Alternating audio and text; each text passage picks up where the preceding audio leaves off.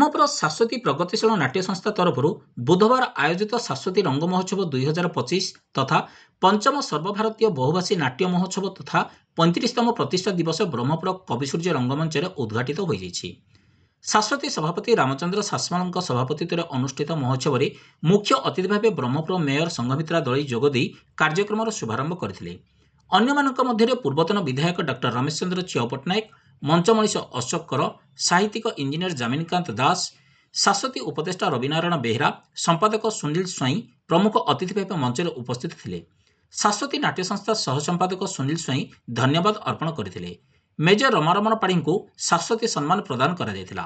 ମହୋତ୍ସବର ଉଦ୍ଘାଟନୀ ସନ୍ଧ୍ୟାରେ ଦୁଇଟି ନାଟକ ମଞ୍ଚସ୍ଥ ହୋଇଥିଲା। ପ୍ରଥମ ନାଟକ ଆନ୍ଧ୍ରପ୍ରଦେଶ ଶ୍ରୀକାକୁଲମ ଜିଲ୍ଲା ମଞ୍ଜୁଷା ସୁହାନି କ୍ରିଏସନ ତରଫରୁ ଡକ୍ଟର ତିରୁପତି ସାହୁଙ୍କ ରଚିତ ଓ ନିର୍ଦ୍ଦେଶିତ ତେଲୁଗୁ ନାଟକ କନ୍ନିଡ଼ି ବ୍ରାତୁକୁ ମଞ୍ଚସ୍ଥ ହୋଇଥିଲା। ପୁଅଟିଏ ପାଇବା ପାଇଁ ବାପା ମା କେତେ ବାରବ୍ରତ କରିଥାନ୍ତି। ବୁଢ଼ା ବୟସରେ ସେ ତାଙ୍କ ସାହାରା ହେବ, ମଲା ପରେ ତାଙ୍କ ଶ୍ରାଦ୍ଧ ତର୍ପଣ କରିବ। ହେଲେ ଆଜିକାଲି ଜିଅନ୍ତା ବାପା ମା ନିଜ ସନ୍ତାନଙ୍କ ପାଇଁ ବୋଝ ଲାଗନ୍ତି। ବୟସର ଅପରାହ୍ନରେ ବୃଦ୍ଧ ବାପା ମାକୁ ପୁଅ ବୃଦ୍ଧାଶ୍ରମରେ ଛାଡ଼ିଦିଏ। ଏହିଭଳି କିଛି ସୁନ୍ଦର କଥାବସ୍ତୁକୁ ନେଇ ନାଟକ ଗତିଶୀଳ ହୋଇଥିଲା। ନାଟକରେ ସଙ୍ଗୀତ ରମେଶ ଚନ୍ଦ୍ର ସ୍ୱାଇଁ ଯୋଗ ଦେଇଥିବା ବେଳେ ଅଭିନୟରେ doctor Tirupati Sahu, doctor Kumar Nayak, doctor Suresh, Nilakantha Nalla, Sujata Nalla, Nageswar Nalla, Gobinda Raj, B Binod, Dipak Pradhan, Rajani Nahak ପ୍ରମୁଖ ଅଭିନୟ କରି ଉପସ୍ଥିତ ଦର୍ଶକଙ୍କୁ ମନ୍ତ୍ରମୁଗ୍ଧ କରିଥିଲେ। ମହୋତ୍ସବର ପ୍ରଥମ ଦିବସରେ ଦୁଇଟି ନାଟକ ସହ ଗଞ୍ଜାମର ଲୋକନୃତ୍ୟ ଓ ସ୍ଥାନୀୟ କଳାକାରଙ୍କ ସାଂସ୍କୃତିକ କାର୍ଯ୍ୟକ୍ରମ ଅନୁଷ୍ଠିତ ହୋଇଥିଲା।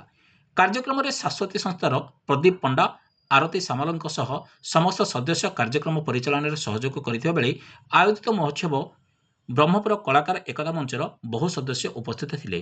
ବ୍ୟୁରୋ ରିପୋର୍ଟ, ଆଞ୍ଚଳିକ ବାର୍ତ୍ତା।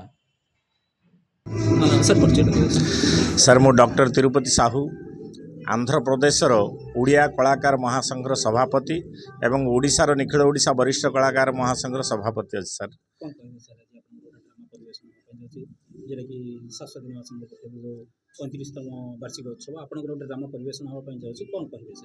सर मु प्रथम आज मीडिया माध्यम समस्त ओडिशावासी मोर प्रणाम जनाऊँगी।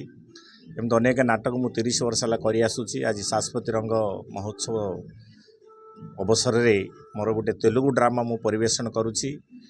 आपण मैंने जानी मोर प्रत्येक ड्रामा किसी वार्ता थी, समाज को किसी परिवर्तन करने, समाज को किसी वार्ता देवाई मु नाटक परिवेशन करे।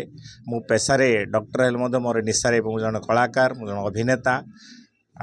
आपण मान समस्त सुपरिचित मु ये नाटक माध्यम आंध्र प्रदेश विभिन्न कन्निटी ब्रातुकु माने लुहर संसार बा लुहर जीवन आंध्र प्रदेश बछा बछा कलाकार मानू नहीं मु नाटक परिवेशन करछि। मोर परिवार मोर पुओ, मोर झीओ, मो भाईना पुतरा माने माने सब शिक्षित व्यक्ति वृंद समस्ते नाटक आज अभिनय करुछंती। ये नाटक माध्यम समाज को किसी वार्ता देवा उद्देश्य मु नाटक आज परिवेशन करुच्ची। बापा माँ को आजिकल दुनिया रे पुओ झीओ माने जो पुओ झीओ माँ नवमास गर्भरे धारण कर पुओ मानू तार मथा को रक्ताक्त करी एते छोट पिलाठू एते बड़ करिक आनी से छुआ माने बड़ हेले बापा माँ को वृद्धाश्रम में छाड़देवा, अनाथ आश्रम में छाड़देवा। एमती समाज रे अनेक गोटे 50% पुओ झीओ सेमती करुछंती। हेले अनाथ आश्रम थिबारु ही अनाथ आश्रम को पठाउछंती, वृद्धाश्रम थिबारु ही वृद्धाश्रम पठाउछंती। जेमिति आमर गोटे पवित्र वेद भूमि आमर देश भारत देश, ए देश रे गीता, भागवत, रामायण, महाभारत विभिन्न प्रकार शास्त्र ऋषि मुनि माने जन्म ग्रहण करिया देश। ए देश रे जेमिति भिक्षुक दिन दिन को माने प्रबल जाउछंती।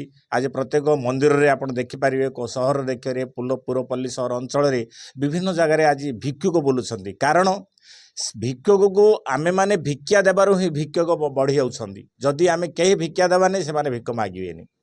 एमिति मोर ए नाटक माध्यम गोटे वार्ता मु आज समाज को प्रदान करुछि। वृद्धाश्रम थिबारु ही वृद्धाश्रम को बापा माँ को पिला माने पठाउछंती। अनाथ आश्रम थिबारु अनाथ पिला माने अनाथ आश्रम मु आज आम सरकार को अनुरोध करुछि। एमिति वृद्धाश्रम अनाथ आश्रम उठे देवा पई जेते दिन पर्यंत वृद्धाश्रम अनाथ आश्रम थिबो एमिति आमर ये पीढ़ी चली रही थी। युवपीढ़ी बापा माँ को वृद्धाश्रम छाड़ुवे, आ पुओ झील मान अनाथ आश्रम छाड़ुवे। आ ये नाटक मध्य ये बार्ता मु समाज को दौची जदि कौन से भूल भाल थी सरकार क्षमा देवे आपण मीडिया माध्यम किसी परिवर्तन हो बोली मु आज समस्त कलाकार मन साधुवाद अर्पण करी मोर नाटक आज परिवेशन करुच्ची। समस्त नमस्कार मो ना सुजाता मु आंध्र रे शिक्षयित्री अच्छी ओडिया स्कूल शिक्षयित्री माने कला मो डैडी को प्रेरणा रे मु एटा करियो इच्छा करछि सर। डैडी जो ड्रामा कले भी जो नाटक कले भी से बहुत किछि मेसेज थाउची से मेसेज मते बहुत भल लागे काइना लोक माने सब सेटा को टिके मोटिवेट हेबे आ एथिरे मेसेज कोन माने बाबा मां को गौरव देवा बाबा माँ सुरक्षा शेष दिन में नेबा मु लॉयर एडवोकेट वाई जयंती रोल करछन एटा अपन नेगेटिवली अपन मेसेज देबे ना नहीं सर पॉजिटिवली धन्यवाद। आज्ञा अपन परिचय देबे। समस्त नमस्कार मो ना नीलकंठ नाला मु आंध्र जड़े शिक्षक प्रकृत शिक्षक हेले भी कला प्रति टी मोर हाँ रही तो तेणुक भितर बस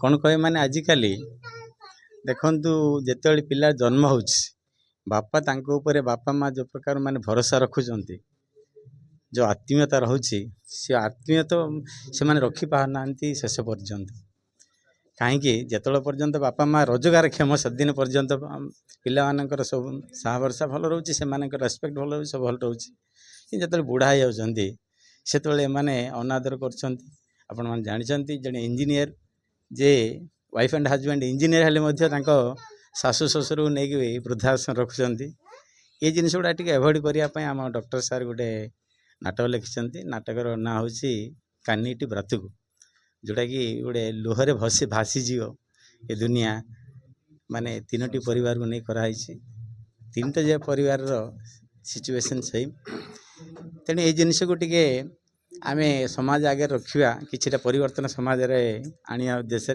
नाटक करा सर।